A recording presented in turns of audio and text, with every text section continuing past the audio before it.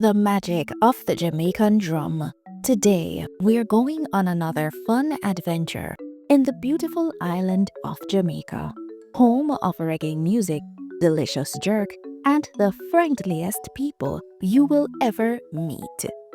Meet Mark. He loved watching the kids in the community play, but always felt too shy to join the fun. His grandma would say, "Mark, you matter, and your voice matters too." But Mark wasn't so sure. Until one evening, he heard a mysterious sound. A deep rhythmic drumming echoes through the village. Boom, boom, boom, ba-doom. Mark whispering, "What's that?" Mark follows the sound to the community square, where Mr. Taylor, the wise old drummer, sits with a huge, beautifully crafted Nyabingi drum. Mr. Taylor smiling. "Ah, Mark, this drum holds the heartbeat of Jamaica. Want to hear its story?" Mark nods nervously. Mr. Taylor plays a special rhythm.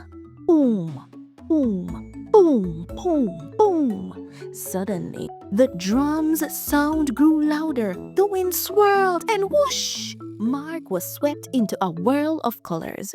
Mark blinks and finds himself in the middle of a vibrant Junkanoo parade. Dancers in feathered costumes, drums clanging, and people laughing. Mark had traveled back in time. A girl named Layla grabbed his hand.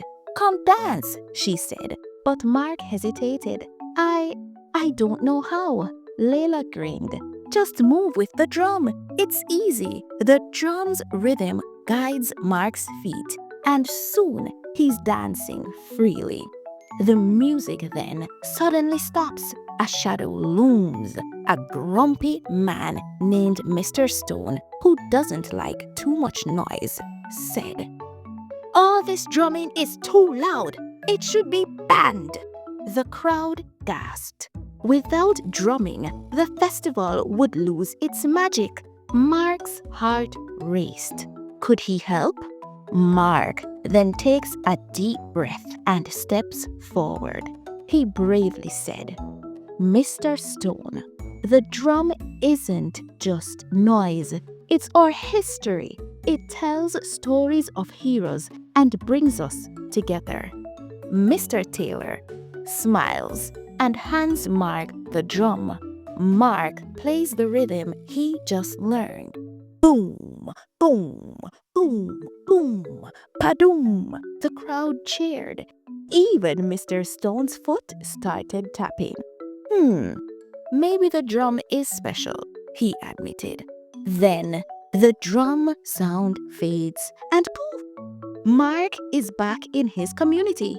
Mr. Taylor winks and says, "The drum only shares its secrets with those brave enough to listen and speak up."